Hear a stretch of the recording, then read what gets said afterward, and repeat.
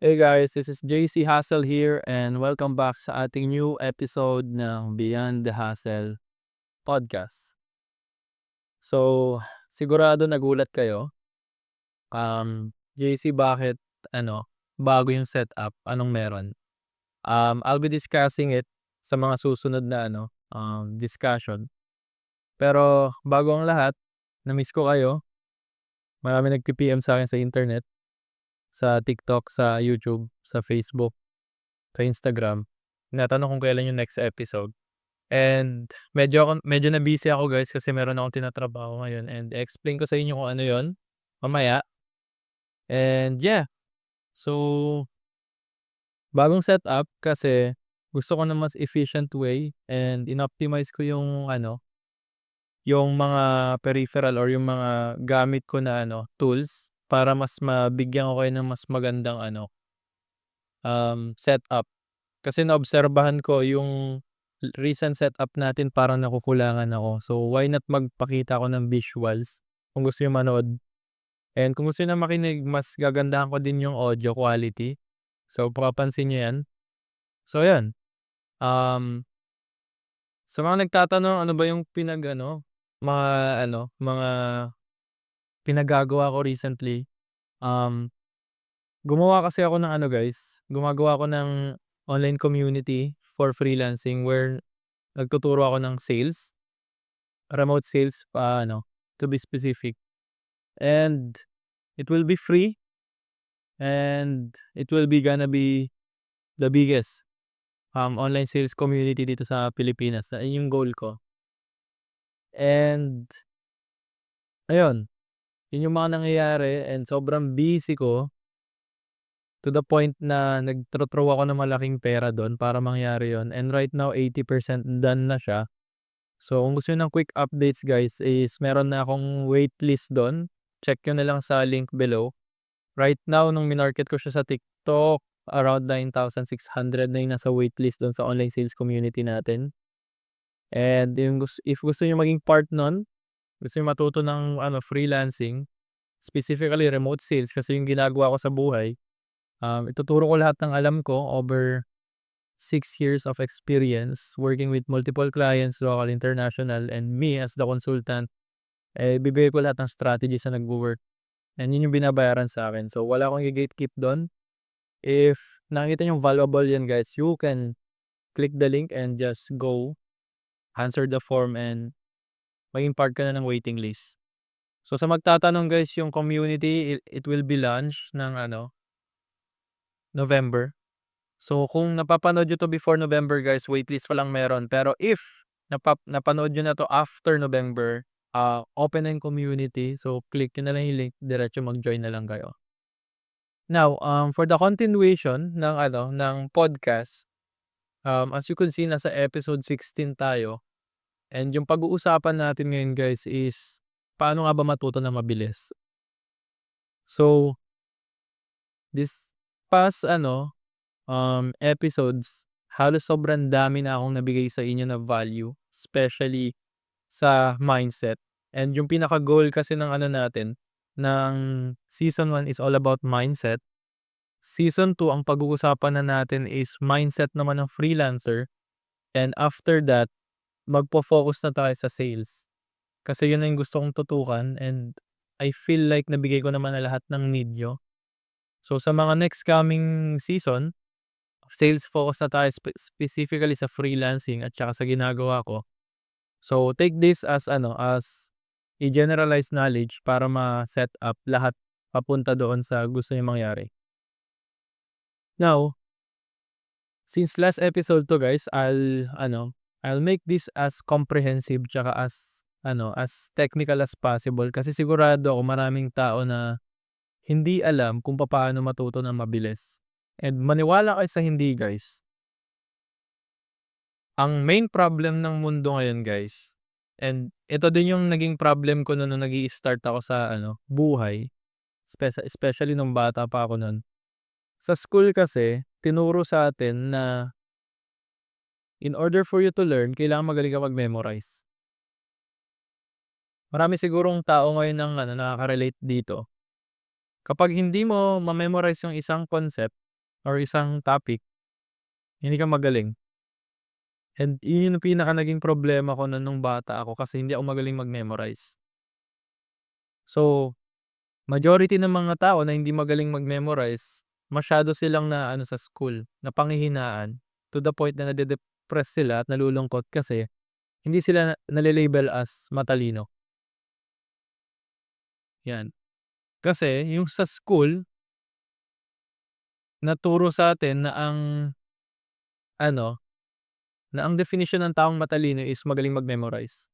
Kasi ang school naka-design siya to memorize things. Meron tayong quiz, meron tayong books, notebooks, lesson modules at ang purpose nun is para kabisaduhin natin ta's magkakaroon tayo ng written quiz kung gaano kadaming concept ang na-memorize natin doon sa quiz, yun yung magiging batayan ng talino natin. Kaya maraming tao ang napanghinaan ng loob sa school kasi yun lang ang naging metric para masabing matalino ka.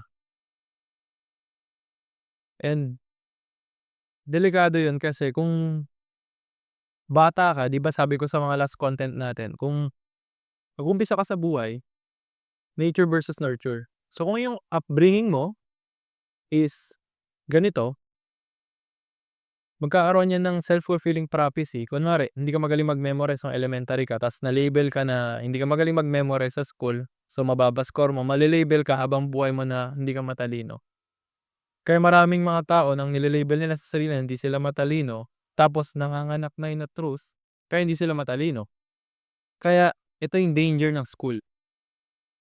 Now, hindi ako against sa school, against ako sa way ng learning sa school kasi yung way na tinuturo sa school is 300, 500 or almost a millennia na way of teaching.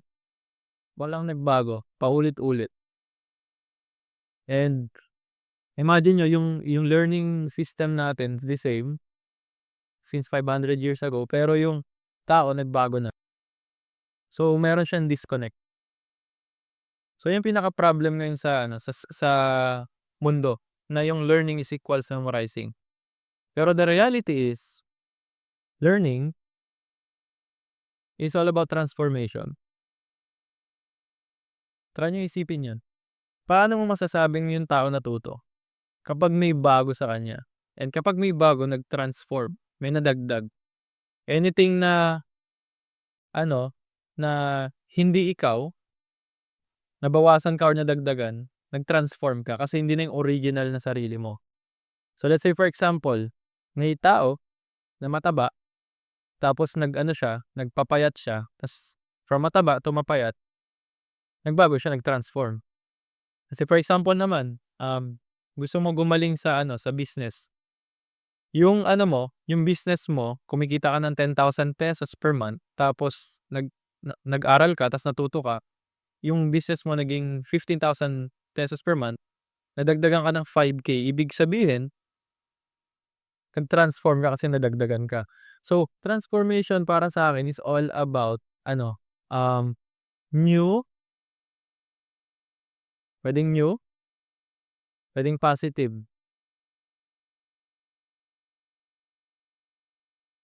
um, new, positive, ano, puwedeng realization, lagay natin dito, or kaya naman something related sa feedback, 'yan. New, positive, 'yan yung mga words na related sa transformation. May nagbago, may ito guys, ito pa pala nakalimutan ko, evolve, 'yan, evolve, 'yan. So, para sa akin ang reality is learning is all about transformation, and explain ko sa inyo kung bakit sa mga next slides. Now, kung babalikan natin yung claim ko, kung learning is memorizing, tapos yung truth is learning is transformation, meron bang way para maano, ma-fast track yung pag-learn or mapabilis? Kasi guys ganito yan, para mas maging ano kayo, mas maging tactical kayo. Yung learning kasi, kapag papalalimin natin, learning wait lang, eto na lang gamitin natin. Yung learning kasi guys, um, yan yung ano, yan yung speed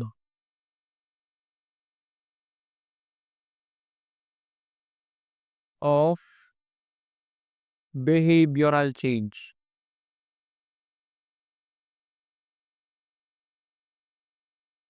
Para sa akin yun yung learning. Speed of behavioral change. Kasi nag kapag nagbago yung behavior mo, ibig sabihin natuto ka. Paano mo masasabing hindi natuto yung tao? Kapag yung behavior niya hindi nagbago. So let's say for example, merong ano, merong tao na nagyoyosi, 'di ba? So, ang default mo na ginagawa nagyoyosi ka, yosi boy ka. Tapos kung nagyoyosi ka, tapos nakita mo yung kapitbahay niyo nagkaroon ng lung cancer, tapos batak magyosi yun, tapos nalaman mo na yung cause ng lung cancer niya dahil sa pagyoyosi niya, batak siya magyosi. Kapag ikaw natakot ka tapos hindi ka na nagyosi dahil sa narinig mo na cause of death nun or cause of ano, cause of death nun ng namatay na ano, tao na nagkasakit dahil sa lung cancer dahil sa yosi. Kung nung narinig mo yun the moment na yun yung cause, tapos after that nag-stop ka na magyosi, nagkaroon ka ng behavioral change. Yun yung sinasabi kong transformation. Kasi nagbago ka na. Pero kung same setup na ano ka, parang yosi boy ka, nalaman mo kapitbahay niyo namatay dahil sa lung cancer dahil sa yosi, pero hindi mo pinansin yun, walang transformation na nangyari, walang behavioral change na nangyari. Ibig sabihin hindi ka natuto, okey? Now, paano masasabing magbilis ka matuto? Eh, yung speed na. Yung speed kung papaano ka mag-a-act sa behavioral change. So, let's say for example, dito malalaman kung sino mas mabilis at mas magaling matuto dun sa same example. Yung nagyoyosi na lalaki, okey, nung nalaman niya na yung cause of death ng kapitbahay nilang yosi boy din dahil sa lung cancer, hindi na siya nagyosi after 1 year, natuto pa rin siya kasi hindi na siya nagyosi. Pero isang taon nga lang. Pero kung siya ulit, yung nalaman niyang namatay kapitbahay niya na yosi boy dahil sa lung cancer, tapos kinabukasan nag-stop na siya magyosi dahil dun, natuto siya. Pero ang pagkakaiba ng dalawang senaryo na yun guys is mas mabilis natuto yung senaryo na pangalawa, which is kinabukasan nag-stop na siya nagyosi. Yun ang learning guys para sa'kin. Yung speed ng behavioral change niyo. May mga taong natututo, nagbabago, pero matagal. May mga tao namang mabilis. Para sa'kin ang definition ng taong matalino or ano, yung intelligence is yung taong mabilis matuto. And kung gagamitin natin na ano yun, na benchmark sa lesson natin, yung matalinong tao hindi nagme-memorize na mabilis, okey? Hindi yan.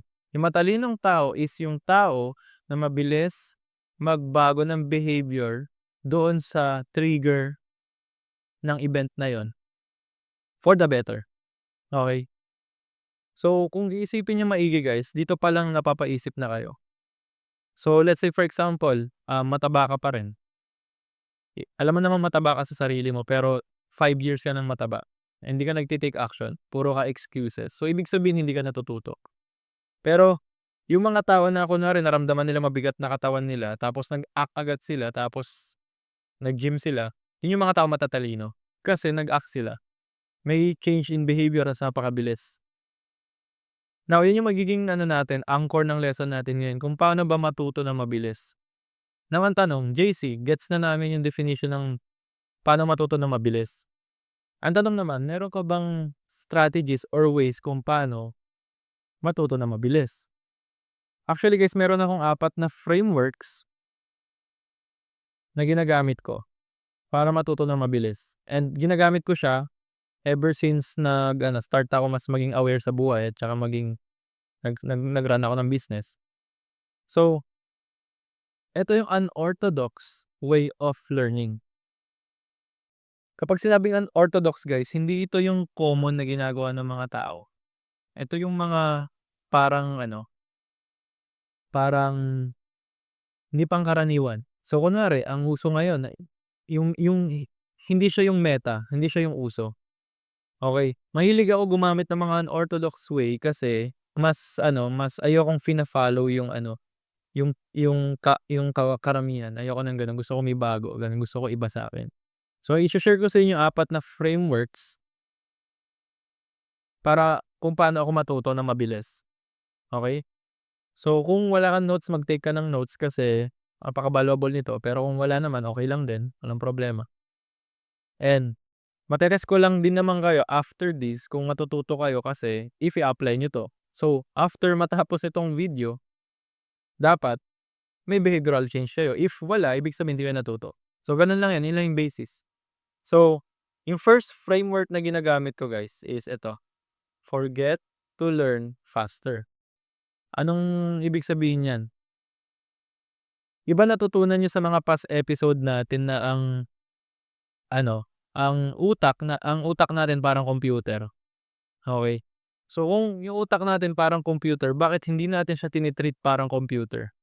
Ang computer guys may limit yung computer, may limit siya ng pina-process kaya nga may RAM 'di ba, random access memory. Gano'n din yung utak natin, meron din tayong memory. And ang problema kasi sa mga tao ngayon, gusto nila matuto, kaso ang nangyayari puno yung utak mo. Paano ka matututo kung maraming laman yung utak mo? So ang pinaka-simple way para mag-start ka ng isang konsepto or kung may aaralin ka, kailangan kalimutan mo muna, mag-forget ka muna ng mga hindi mo kailangan, okey? And ito nagiging problema ng mga tao. Most people nagho-hoard sila ng information, okey? Ano ibig sabihin ng nagho-hoard? Consume sila ng consume ng information, ang problema wala namang purpose, okey? Lagi niyong tatandaan guys, learning is good, pero intentional learning is better, okey? Dapat kumukuha ka ng information, may intention ka para gawin 'yun, para aralin 'yun. Hindi ka basta manonood lang nitong content ko, para manood lang, hindi gano'n. Kaya ka manonood ng content ko na 'to ngayon kasi gusto mo matuto ng mabilis. 'Yun yung purpose, and dapat after yung video na 'to apply mo siya. Kasi kung hindi mo i-apply, walang kuwenta 'yun, gets? So, 'yun yung problem. Most people nag-o-hoard lang sila ng information, tapos puno utak nila, wala silang intention, basta acquire na acquire. Ang masaklap pa wala pang application, okey? Theories lang. Ang daming ganito sa TikTok guys, tsaka sa YouTube, Facebook. Ang daming matatalino sa internet, pero walang application. Dun ako natatawa kasi 'di naman maraming mas sikat sa'kin, maraming mas alam mo yun, mas magaling magsalita. Pero matalino sila, yes. Wala naman silang transformation, yun lang yun. Marami silang followers, that's it. Wala namang application. So sa mata ko, isa ka lang tao na magaling magsalita, that's it. So, okey lang naman na marami kayong alam guys, and wala namang problema yun. Pero kung marami kayong alam dapat meron kayong application. And maniwala ka sa hindi, mas madaling matuto yung taong wala pang alam kaysa sa maraming alam.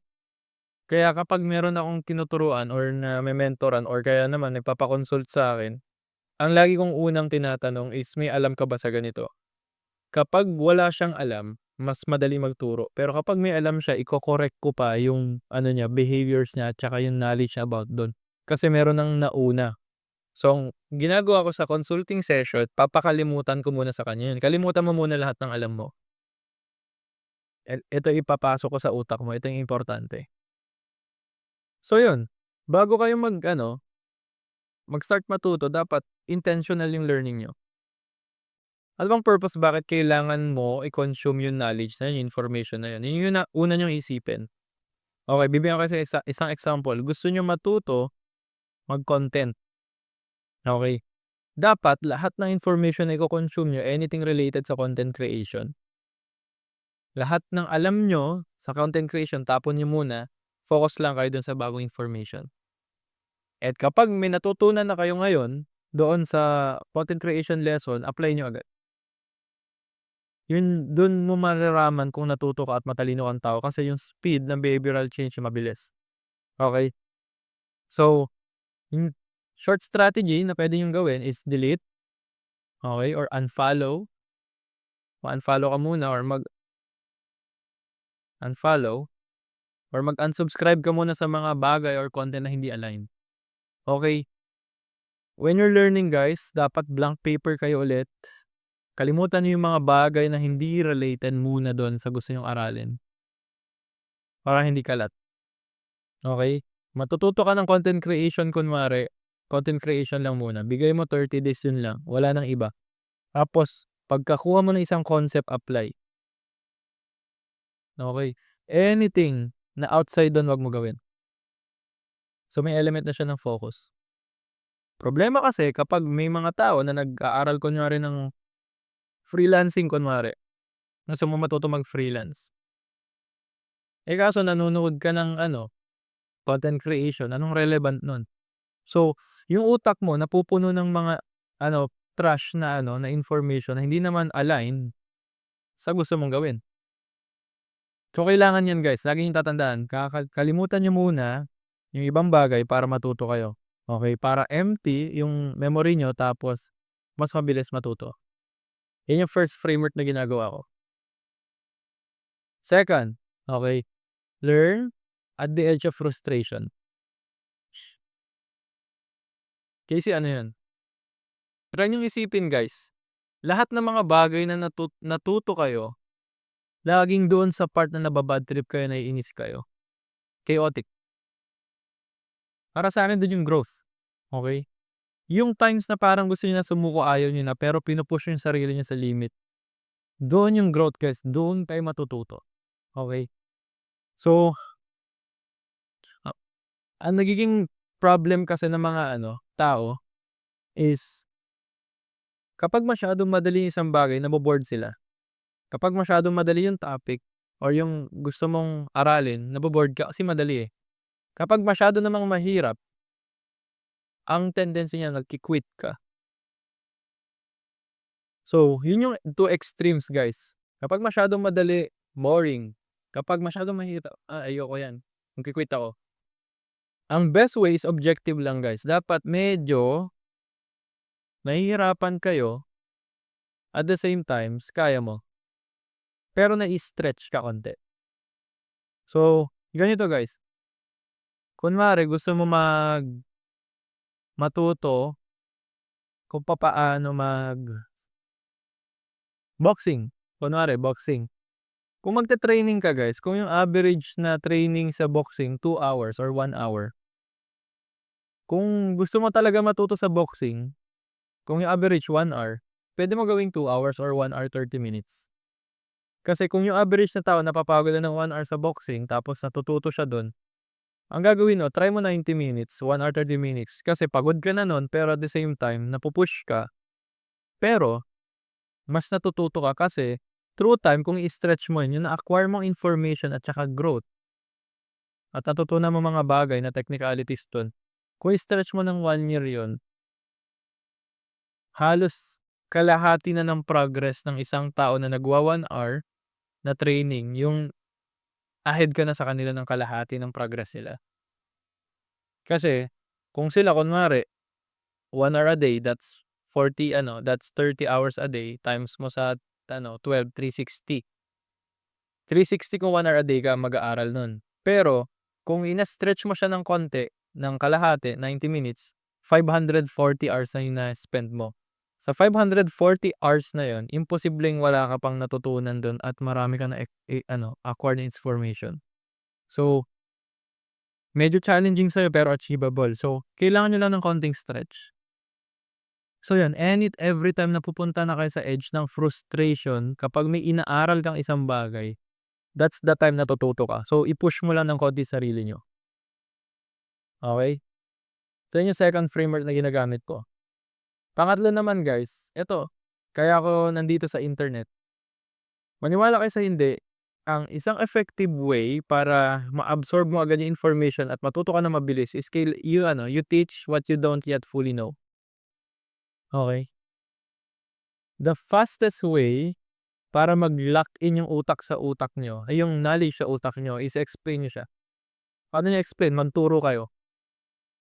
Nung nag-i-start pa lang ako nun, kapag numa-attend ako ng seminar, sina-summarize ko dati sa sa friend ko yung yung lesson. Ito yu ito yung mga natutunan ko bro, sinusulat ko sa sa board ta's in-explain ko sa kanya. Kahit hindi ko pa nage-gets masyado pero in-explain ko. Kasi kapag ine-explain mo habang yung mga natutunan mo, mas nag-i-stick siya sa'yo. And ang kagandahan nun guys, kapag nagtu-teach ka kasi, in-explain mo sa tao, yung utak niyo guys nag-o-organize yan ng information tapos nagiging pattern siya.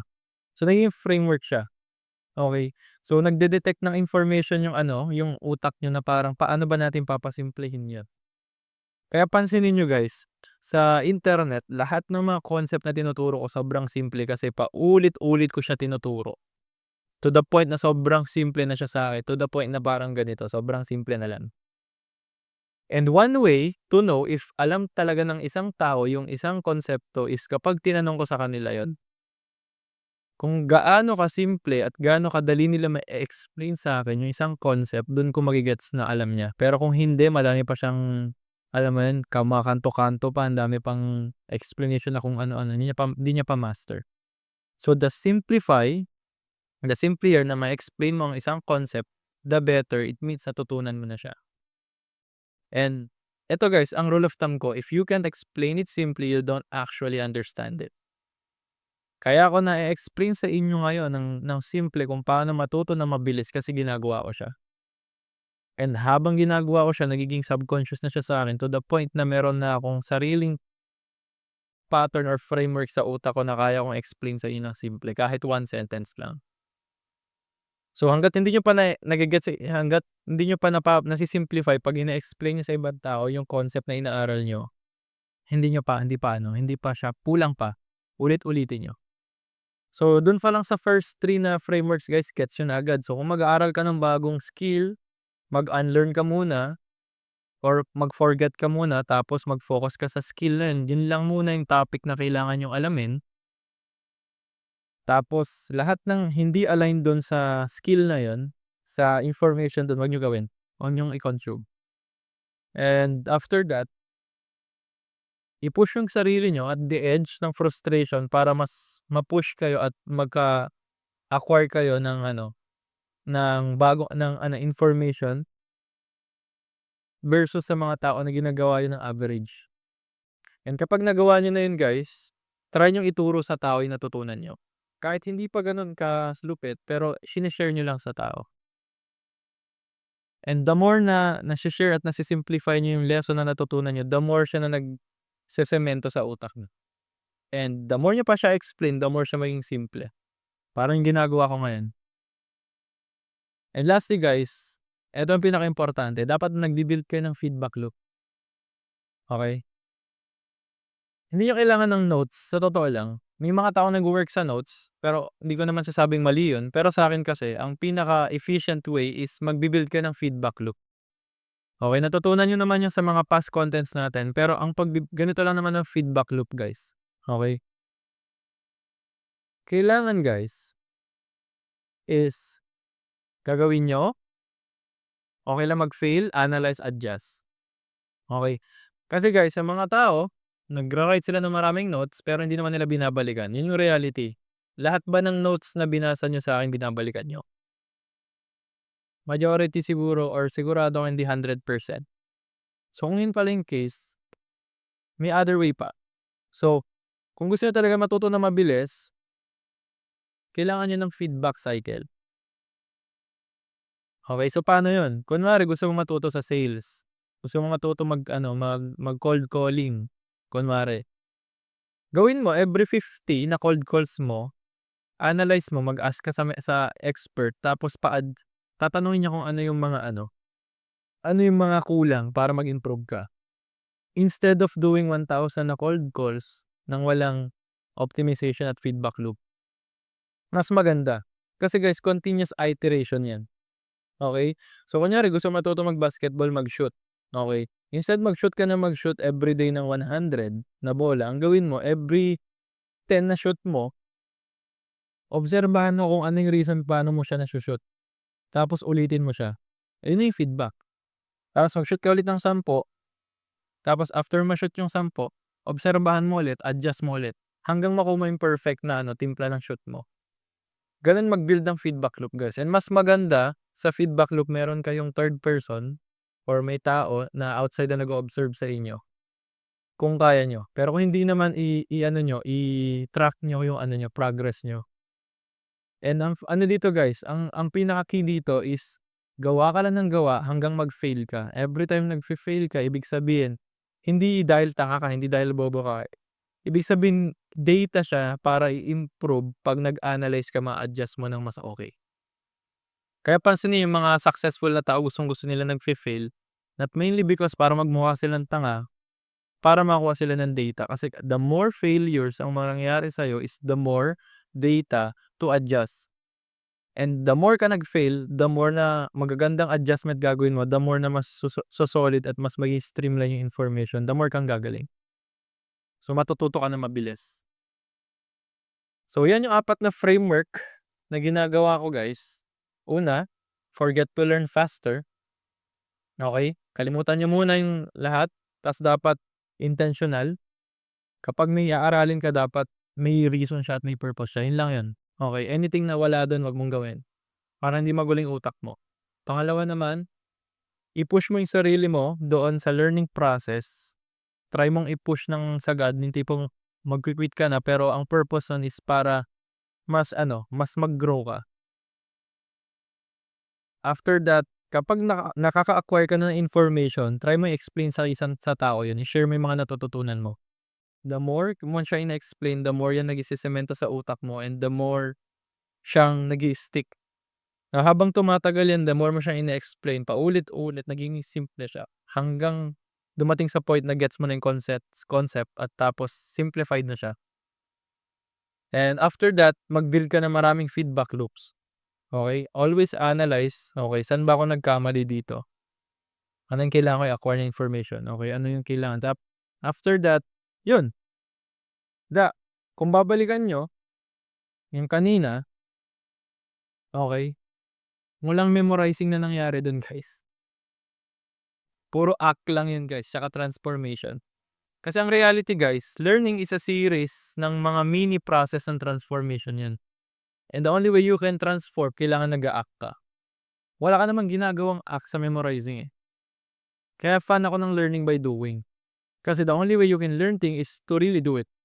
Kahit mali-mali ka, tanga-tanga ka, ma-acquire mo yung information. So, yun. Yan yung 4 frameworks na ginagawa ko. Now, balikan natin yung truth. Okay? So, yung reality talaga, learning is transformation. Yung sabi ko kanina, if wala kang transformation na nangyari, hindi ka pa talaga natuto. Okay? Gano'n lang naman guys, 'pag may kino-coach ako or kino-consult akong tao, kapag may tinuro ako sa kanya, hindi ko masasabing natuto siya kung same situation, pero yung behavior niya same din. The only way para masabi mo yung tao na nag-learn is same situation, different behavior. Gano'n lang 'yun. So ngayon alam niyo na kung bakit may mga taong hindi nagbabago sa buhay or hindi natututo, 'yun lang 'yun. And the only way para masabi mong natuto ka is dapat nag-transform ka, may nagbago sa'yo for the better. If wala nagbago sa'yo, hindi ka natuto. 'Yun lang 'yun. Now, maraming matatalino sa mundo ngayon, okey? Nagkalat sila sa internet, pero guys, bibilang lang yung mga taong nagta-transform at nagkakaroon ng tunay na resulta. Para sa'kin 'yan yung nagse-separate sa winners at saka sa loser. So, pili ka na lang sa dalawa kung saan ka diyan. Yun lang guys, see you sa next episode.